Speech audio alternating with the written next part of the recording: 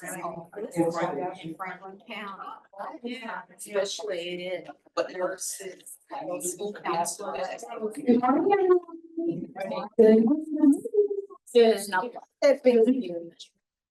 Thank you all for joining us. My name is Jackie Marvel. I'm with Senator Mark and her staff, and it is so lovely to have you all for this morning session. I hope you enjoyed the keynote and the morning sessions upstairs. We're going to be learning so much more today. So I would like to introduce for our first session, Ms. Elaine Cozart. She is the Consumer Empowerment Consultant with FICO.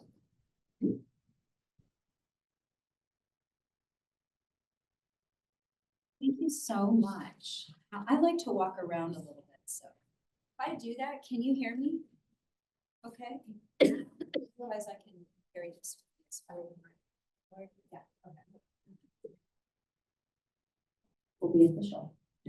So thank you for coming to this session and learning about FICO scores and how to manage your credit.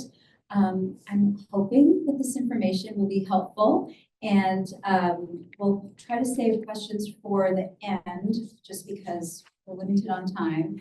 And if we don't get to your question, we have a resource table right next to Senator Warner's table. So you can come and talk to myself and my colleague Keon as well.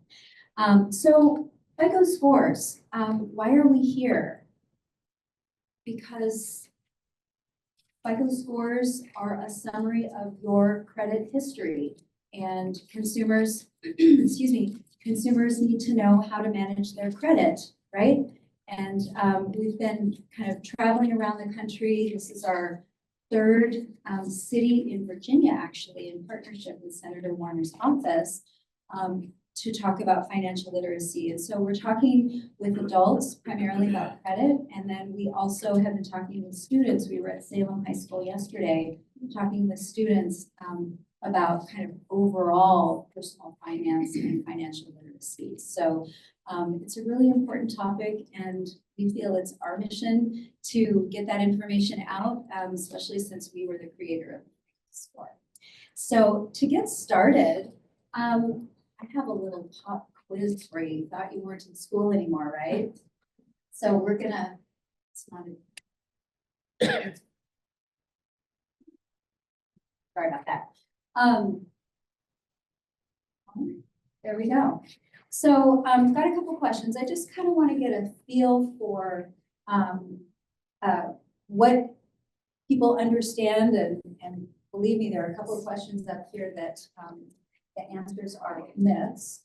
So the first one is, and just by show of hands, true or false, missing a few payments now and then is okay and won't impact your FICO score. Is that true or false? Oh, you are so good. Thank you.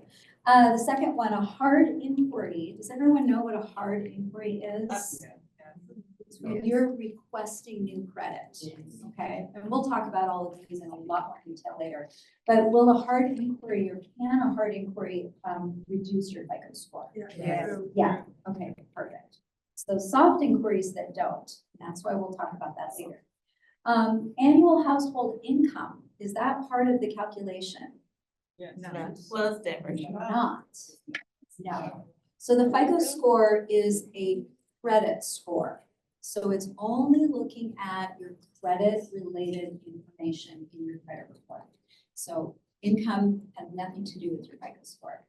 How about closing unused credit cards? Will that improve your FICO score? No, Lord. It can reduce your FICO score by closing the account. And again, I'll explain how that is. Yep. And then the reporting of a credit account, read this word for word, in forbearance or a deferred payment plan is considered negative by the FICO score. Is anyone familiar with those deferred?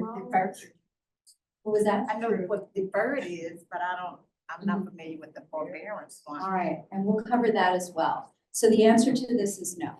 Those are not considered negative, and these are great potential safety nets, and I'll get into that at the end. Yay, it's working. So today I'll talk about, give you just a little overview of kind of the credit ecosystem, just so you can have a clear understanding of where FICO fits into the picture.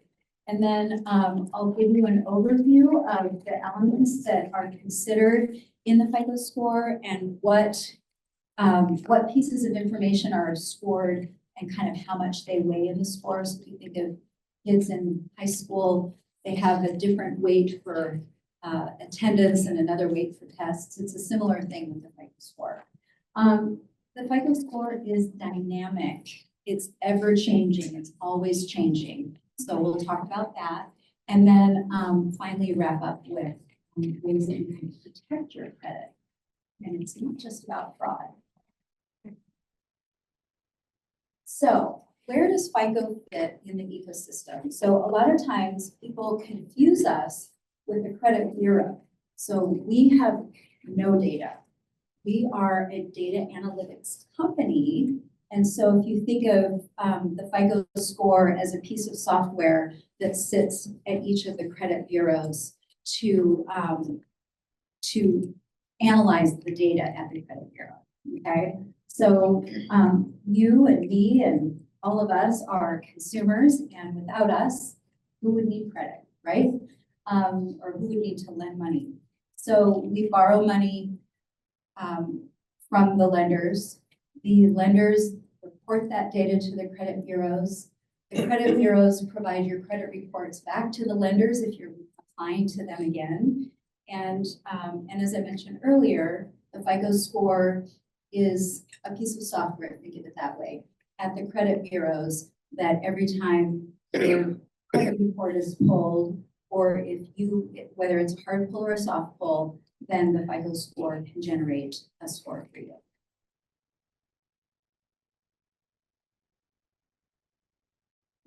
And has everyone here seen their credit report? Yeah. No. No. Okay. So the three major credit bureaus, Equifax, Experian, TransUnion, all collect data from those lenders and other organizations. But with the credit specific data, this information they all have in common in terms of the kind of data. But keep in mind that not every lender or creditor will report to all three of the credit bureaus. And so if you've seen your FICO score from multiple different or based on various different credit bureaus, it could be different because your data could be different. So on a credit report, up in the top here, you can see personal identifying information. That's not part of the FICO score, but it does tell who you are and what accounts and all of that are associated with you. The second item on the second information zone here is for public records. And so think of bankruptcies or credit-related judgments. Okay, if it's not credit-related, the FICO score doesn't do anything with it. Collection items, those are part of the FICO score. And then trade lines, which are your accounts. And you can see that there's a whole lot of information here. So what kind of an account is it? When was the account opened versus when was it last reported on from that lender? What is the credit limit, or what was the initial balance if it was an installment loan? And then how much do you actually owe on that account currently? And then the status, is it current? Is it delinquent? Is it closed? And finally, historical rating. I'm not sure that on a standard credit report, you can see that, but we put it up there as an example of something that the FICO score will look at. So it'll look at the history for the last 7 years, or if there was a public record, 10 years. The last one is the inquiries, and hard inquiries are the only type of inquiry that are considered in the FICO score. And again, we'll go over this in a lot more detail, but the zones 2, 3, 4, and 5 are what are in the FICO score. So those of you who have come to our table so far may have heard us talk about myfico.com, where you can get your FICO score for free. There are a number of different ways that you can get your FICO score. So My FICO, as I mentioned, is one place that you can go to get your FICO score for free. You get a credit report. At the end, I'll have a QR code that you can, that will take you to the site so that you can download that. And we won't ask you for a credit card. It is truly free. And then, and that credit report and FICO score is based on Equifax. Experian has a similar service that you can sign up for free to get your Experian credit report and your FICO score based on Experian data. We're not aware of any free sites for TransUnion at the moment, but we have a program called FICO Score Open Access. We have 2 versions, and this version is for lenders. So if you are seeing your FICO score on your online account, your statements, your mobile apps with your bank, credit union, auto lender, mortgage lender, any type of financial institution, they're part of our program. And that's one of the things, that's my day job, is working with lenders and working with nonprofit credit counselors as well. So organizations that are part of our program are able to show the FICO score for free to the consumers that they're working with. So those are a few ways you can get it for free. Also, the regulatory disclosure, if you apply for a loan and you are declined, they're supposed to show you your FICO score. And I'm hopeful that that is not how you're getting your FICO score for free. So those are some ways that you can get that. And moving on, I've been talking about FICO a lot, not just because I'm with FICO, but it is important to pay attention to your FICO score versus non-FICO scores, because 90% of the top lenders are using our scores as part of their decision-making process in lending. And so if you're on a website and you're getting a score that doesn't say FICO and you are following that and working towards being credit ready, so if you want to buy a car or a home, that's not the score that lenders are using. So you really want to pay attention to the FICO score. Other scores, other score sites may have some good credit information, but it's our score that lenders are using. All right, so what is the FICO score? It is a 3-digit number that represents your credit history at the point in time in which you pull it. So why do I emphasize the point in time at which you pull it? It's because it's ever changing. Anytime there is an update to your credit information in the credit bureau, then your score could change because there's new information for the FICO score to consider. It is used by lenders to really understand the level of risk that they're taking on when they accept a new customer for a loan. So if you think of somebody with a low FICO score, the lender can assume that, well, there might be a little bit of risk here taking on this customer. If they have a high FICO score, that's an indication that they've been managing their credit well, and so they need a lesser risk.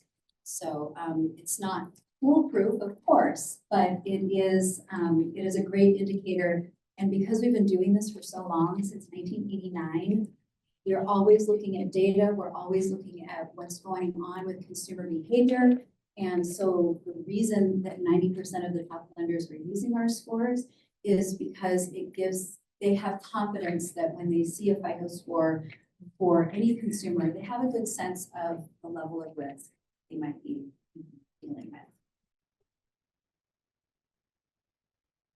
So there are 3 minimum criteria in order to generate a FICO score. So first, you cannot be dead. So, right, you have to be alive. So if there's somewhere on your credit report that indicates that you are deceased, then you need to get on that right away with the credit bureau or bureaus. It's been reported to multiple. And, you know, you may have to work through whatever lender reported it, but get on that right away. And then the next two are regarding your accounts. So if you have to have an account for a minimum of 6 months, and there needs to be activity on at least one account within 6 months. And I emphasize this, the second part, because if you think of someone who has credit, but they don't use it, then a FICO score doesn't have a way, it doesn't have the information to be able to determine what that person's credit habits and behaviors are, right? Yeah, so you're nodding your head, you get this. Yeah, so when you have credit, it's important to use it. You don't have to keep a balance. That is a myth.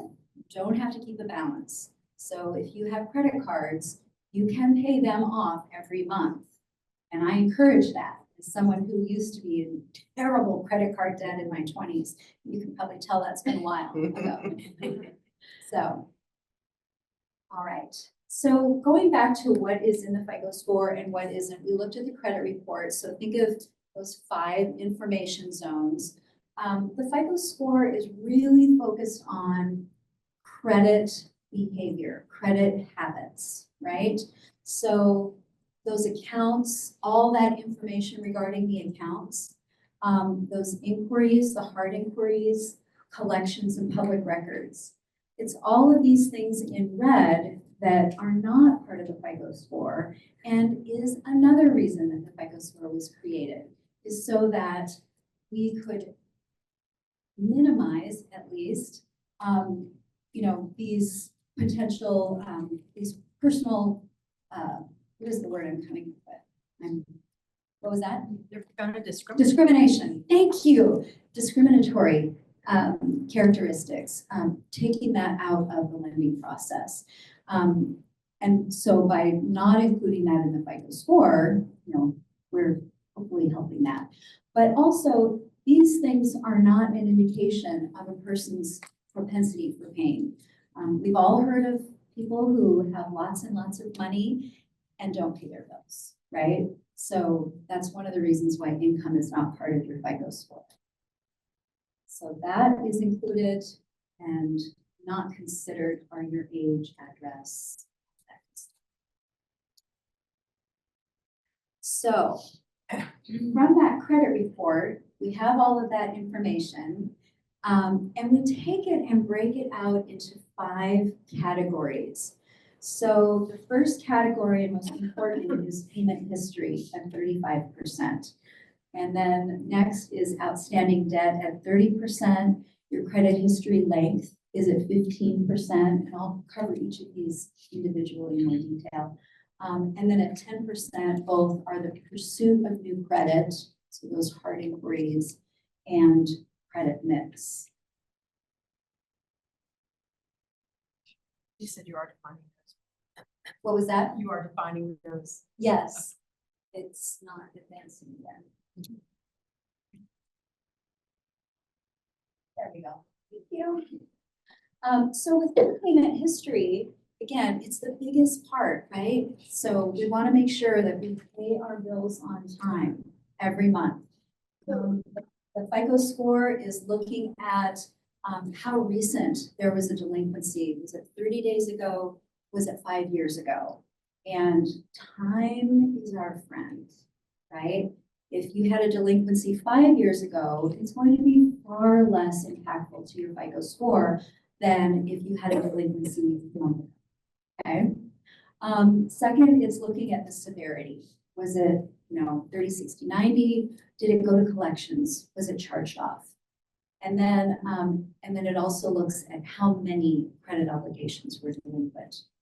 Now, if you always pay all of your bills on time, all of your credit obligations on time, you should be doing very well in this category, okay? The second category is the amounts owed, or also known as outstanding debt, and that weighs in at 30%. And so the FICO score is looking at how much you owe creditors, and within revolving accounts, so your credit cards, your department store cards, your, maybe you have a line of credit. Those are looked at in terms of how much utilization you have on those cards. So utilization is the amount that you're using compared to the amount that's available to you. So if you have a $1,000 limit and you're using $500 of that $1,000 limit, then your utilization would be $500. And the FICO score will look at each account individually, and then it will look at them all in aggregate. Okay? It will do a similar review of the installment loans as well. So how much do you owe versus how much was the loan originally? So as you get those accounts paid down, you should see an improvement in your FICO score. And then it will also look at them in aggregate. So if you have multiple installment loans, like more than one car loan or a car loan and mortgage, it looks at them individually and then together. The third category is credit history length. And so it's looking at how long accounts have been open. And I've already today had a lot of questions about why does my FICO score go down when I pay off a car loan or a mortgage or something like that. And it's because the FICO score is looking at the length of time that you've had your oldest account, and then it's also looking at the average amount of time that your accounts have been open. So your credit history. And it's also looking at how recently you opened a new account. I, a couple years ago, got a new credit card, and I think my FICO score went down about 10 or 12 points. So not a huge amount, but it can be impactful.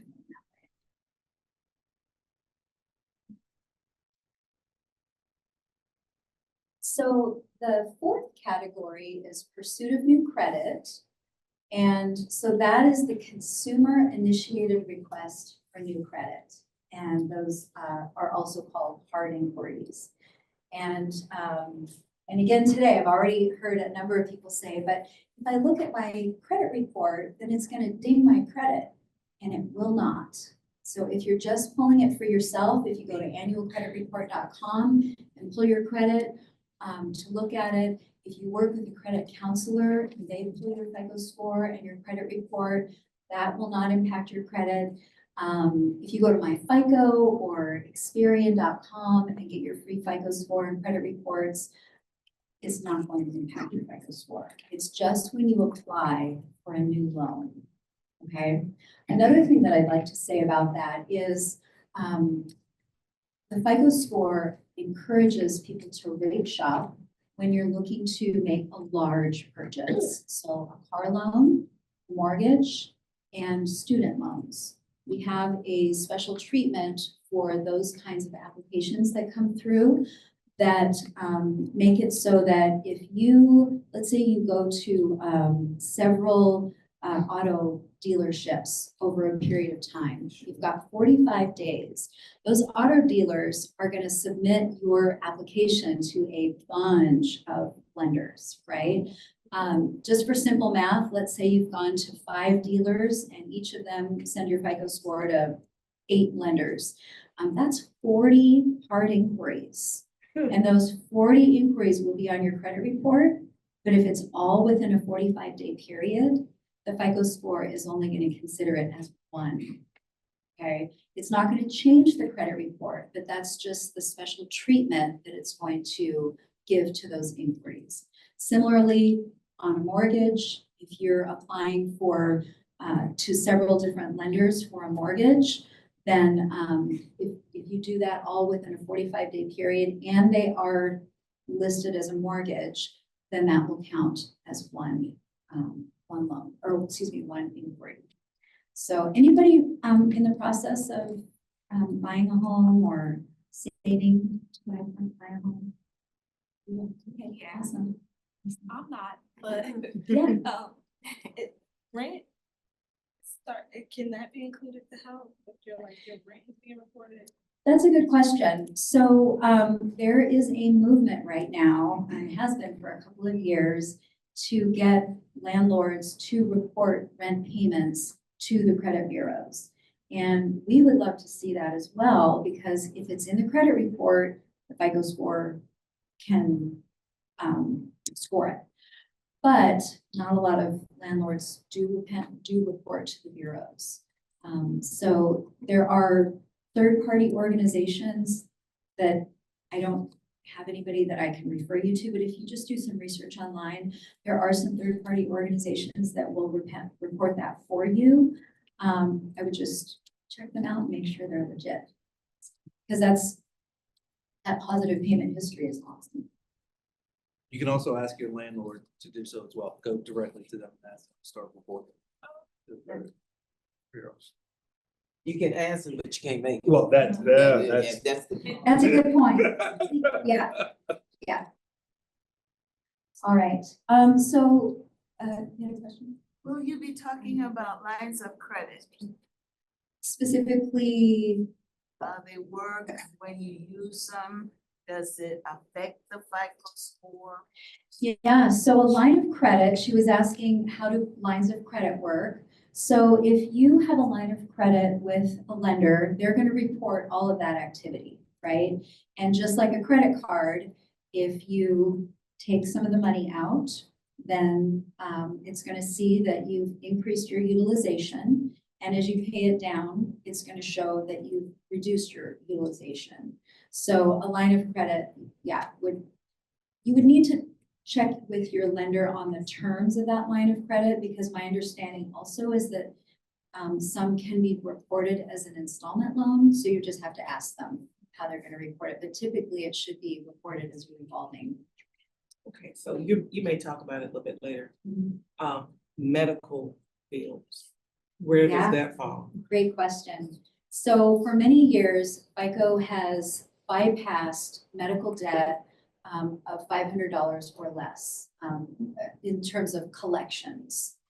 And then more recently, I think 2022, it became a law that medical debt companies can't report it to the credit bureaus. But if it is over $500 and then it is being, and it's gone to collections, then it is being considered as part of the FICO score. So I know there's, yeah. So, and I know that there's legislation out there, or proposed legislation to stop reporting medical debt, and that would be awesome. That income is not considered here, so that income ratio has no place in FICO scores. That's correct. So she asked about debt to income ratio. So that's something that a lender will look at as part of your credit application. But the income piece is not part of the FICO score. Yeah, so that's another thing to keep in mind. You know, we have the credit report, and I talked about how inquiries will be on the credit report, but the FICO score will only look at the hard inquiries, by the way, for only the last 12 months, not the 24 months. And then it will treat them a certain way. There are other things that could be on the credit report that the FICO score doesn't consider. But then in addition to that, when a lender is considering you for credit, they also have their application information, right, that they're looking for. How much do you make? What other bills do you have, you know, that may not be part of your credit? Sure. Yeah. I have children in this age range. If you were going to be purchasing a house Mhm. and a car Mhm. at the same time, Mhm. would that count as two? Two. Okay, perfect. So getting in that 45 days is good Right. for either, but Mhm. doing them at the same time isn't gonna save you anything because they'll count separately because they're Yes. counted as an auto loan and mortgage. They're different. Yeah, and student loans fit into that as well. Yeah, so those three types.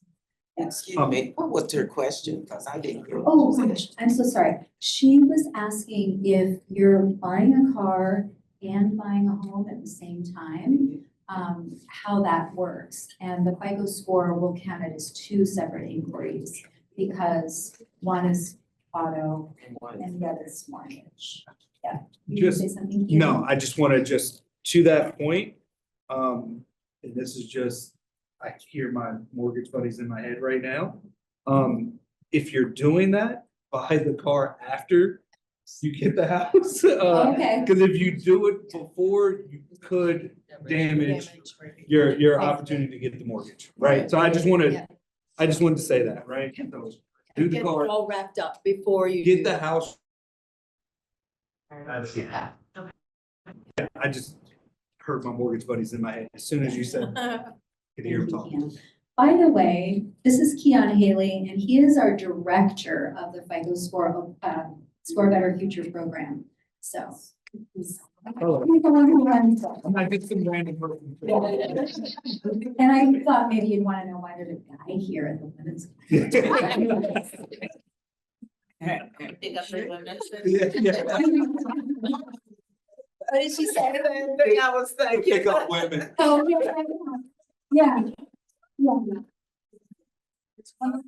History. I was History. selling a house to a young couple. And everything was approved, and the day before closing, the mortgage company canceled their loan for the house because they bought a car. Oh. Did everybody hear that? Yeah. Yeah, Real okay. story. That's good to know. Yeah. Thank you for Because that. I'm sure they Yes. assumed they were done. Yeah.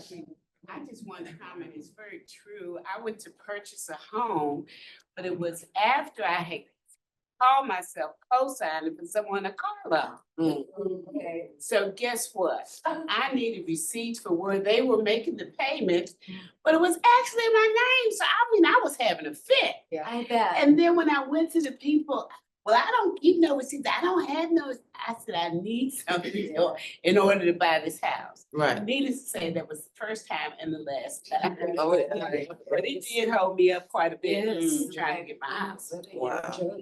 Good to know. And it Thank doesn't you. matter the cost of the car either, it's just actually the fact that you're getting a loan. And Yeah. that there's additional debt. Yeah.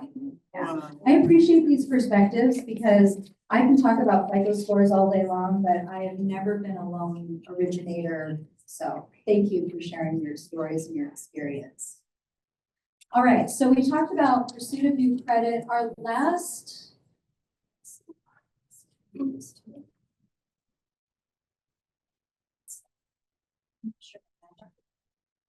you. She's not magic.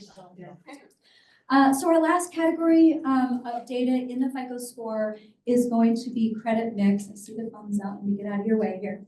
And so our data decisions that are better for you personally than for your FICO score. And you can recover from that. Another great thing about the FICO score is that time is always your friend, right? Over time, for example, if you had a delinquency, it becomes less impactful over time. If you close an account, it changes your available credit versus what you're actually using. I know a lot of people will just put the card in a safe and once a year bring it out and put $10 on it and then pay it off and put it back in the safe. That's something you can do. If the right decision for you is to close the account, then that's the right decision for you. Yeah, that's my personal recommendation is to keep the account open, especially if you're not paying a yearly fee for that, right? And it's a credit card that you have for free. Go buy a pack of gum or a snack or a drink or something like that once a year in order to keep it open, right? And then just pay that off right away. And that way you still have that available credit. Available. Some companies you have to use every 3 months. Yeah, Because I've had that happen before, There you and go. closed it, and then I seen my credit score, and I'm like, It's because that available credit has now been taken away, right? And so your utilization credit, right, is now Less. higher, I guess, right? because you have less available. It just seems so punitive. I mean, it's, Correct. it's like you're doing the Right thing, and I'm being punished for it. Make it make sense. Well, and the other thing that it impacts, is your credit history length. So, if you have, if it's an account that you've had for 10 years, right, then you've just taken away 10 years of history. That So makes that's the other sense. thing. I have a question about credit length with a mortgage. If the mortgage company goes through reconstruction or sells the mortgage, or, how does that affect the time of the loan? It should still be the same loan. Yeah. So, because like my loan was sold after like 2 months or something. Yeah. Yeah. It's only when you officially close the account. Pay it off. This is somewhat related to that in real world, like, my card just got hacked. And so they had to replace the card and then I have to change all of the things that are associated with that card, but it doesn't show anything, right? Because It's not a new account. No, it is the same account. So it's not a new account. So she was saying that her card got hacked. And so the credit card company issued her a new card, but it's the same account. So that is not gonna It's- impact or, Correct. because it happens a lot to a lot of people and No, they. yeah. I promised this lady in red that I'd come back to her. What was your question? Questions. What happens when you pay something off, for example, like a card, that's not revolving credit? So that should not impact your credit score. It actually does. So she was asking about closing an installment loan, and it does impact your score because, once again, it's impacting the credit history length. So, it shouldn't impact it a ton, but it does impact it. So, and it's just based on the data. It's not that we're trying to penalize people on purpose. So, That translates if you pay your car off, you messed up your FICO score. it can go down. Yeah. And I know it's hard to know, but Yeah. maybe That like makes an sense. item. I mean, But again, you should, Like 20. It depends. I mean, I've had accounts, so it wasn't a car loan, but it was a credit card that I had that the lender just closed it because I hadn't used it in 2 years. And so, so what ended up for me, I think my score dropped about 15 points, maybe 10 points. So it's It's not significant. tragic, No. but No. But when you have multiple things, like I was saying, I have credit from revolving, I have a car that's getting ready to be paid off. Right. So now I'm looking at my credit score is going to drop and I'm working to, Right. It'll build back up, right? Doesn't make any sense. Oh, yeah. Yeah, It so it just usually take that goes in. back up as long as you're making payments and you're not maxing out those credit you gotta cards. get new credit so you can make payments, Yeah. cause Yeah. that's the point. I'm trying to save some money, Yeah, so I don't. so at the end, I'm going to talk about counseling. And there are credit counselors that, I mean, I can talk about the FICO score, but a credit counselor can do a much better job at guiding you to improve your credit, to get you ready for whatever that next loan is that you're trying to achieve. I'll take one last question. And I had a and we'll part end. 2, I Yeah. apologize. It's okay. And if there's a credit that you want to actually stop and shut down intentionally, like you want to pay it off, or this may not be. If there's something you actually want to just shut down. Yeah. But you don't want it to impact your credit, because I want to close it. I don't want it. Once I'm finished, I'm done. That's it. So what do you do then? If you close the account, then the account is closed. And so that can impact your FICO score. So as we were talking earlier, you have, if it's a credit card or a store card or what have you, if you, charge on it once a year, pay it off. So that it shows history. But I think we're in the mindset that we think our credit score is gonna stay the same all the time, and Yeah. that's just not true. Your FICO score changes all the time. I have the free My FICO app, and I see my score going up and down all the time. And that's why I was gonna ask, So- like, is there a calculator, like a credit calculator, like? On the, Yeah, I was gonna say, we're gonna, yeah, we'll get to one. Yeah. Right. so let's move on, because I think more questions are gonna be answered for you here. All right, so here's one calculator. So on the MyFICO website, there are actually a lot of different calculators that you can access. If you download this QR code, it will take you specifically to this calculator. Now this isn't going to tell you about your FICO score. What this calculator does is it shows you the relationship between your FICO score and your cost of credit. So a lot of lenders are going to offer different rates depending on the level of risk that that particular borrower poses. So if you have a low FICO score down here, 620 to 639, you're going to pay more in interest than somebody with a score of 760 or above, right? If you are thinking about getting a loan, this is a great tool to use. Up at the top, you can see it's a drop down. There are about 12 or 15 different loan types, and they're all for auto and mortgage. And then you can put in your state. I think for auto, it actually you choose national for auto. And then the loan amount.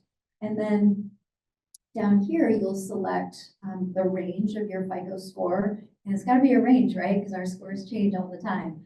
And then it will show you what the potential rates might be. Now, of course, you have to talk to a lender to get the exact rates, but in a $350,000 30-year fixed loan, somebody with the lowest FICO score will pay $560,000 in interest over 30 years versus someone with a higher FICO score, a lower risk to the lender, right, will pay only $502,000. I say only, but it's about $60,000 less. So anyway, it's just for educational purposes, but if you are getting ready to make a large purchase and you're following your FICO score, trying to get ready for that, this is a great tool. And on this site, there are lots of other calculators. There is a simulator that you can say, if I change this, what will happen to my FICO score? And then protecting our credit. So sometimes we get in a bad place. There was a hurricane recently, we had a pandemic. Sometimes people get sick and they can't work. They don't, or maybe they get laid off, they don't have an income. It is super important to be in contact with your lenders if there's the potential for that happening, and find out what kind of programs they have available to you to help you out, okay? So, move on. So in the little questionnaire in the beginning, there was the word forbearance and deferred payment plan. And so these are some of the tools that lenders have available to you. So contact them early before you have a late payment. Let them know what's going on. If it turns out you're able to pay your bill, great. Then you don't have to have one of these plans. Another thing to keep in mind is that, we have to pay off our debts, right? So this isn't a free opportunity to wipe away your debt, but it does give you an opportunity to take a pause or maybe spend a little bit, pay a little bit less each month. So be sure to ask about these because there are lots of programs that are available to consumers with their rough patch. And then will it be reported to the credit bureau? Your account should be reported as current because you have an agreement with the lender, right? We talk about the importance of paying as agreed. even though you may not be paying or you're paying less, it is the way that you've agreed with your lender. Okay? And then lots more QR codes for you. So the first one, I think you saw earlier, that's to get you to the or the MyFICO app. This one is for the credit education, and it's the education page where we have all of the calculators and lots of really good other credit information. And then the Score Better Future program is what we're doing today. If there are any of you here who are educators and you're working with youth, you can find on that site information to get our free financial literacy curriculum for youth. So lots of really great free resources for you. And then one other thing I wanted to mention, we have a partner in the Score Better Future program called Money Management International. They are a nonprofit credit counselor. We share this information in case people don't know where else that they can go. But there are quite a number of other nonprofits in Virginia that are local. So, you know, Money Management International, again, their services are free. You can, if you go to this website, they will know that you came to the website from a Score Better Future program. So reach out to them if you have questions. They'll pull your credit. It's a soft pull. It won't hurt your score. They'll pull your credit and they'll pull your FICO score, and then they'll talk about how to help you reach your goals.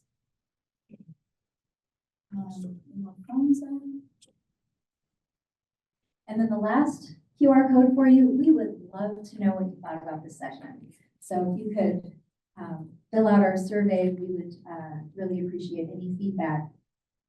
Good, bad, indifferent, all feedback is good feedback. That's all I have for you for today. If there are any more questions, do I have a minute? If there are more questions, or you can come see us at our table. Yeah. We'll be here. Just wanted to give a little thank you to you. Senator Warner to you. Thank you so much. Could we give another round of applause? Wonderful. Thank you so much. Thank you so much. We are at time. If you have more questions, your table is in the Right beside the entrance. Yeah. There you go. You can't miss it. So we are done for the first session. Now we have 10 minutes to transition to the second session.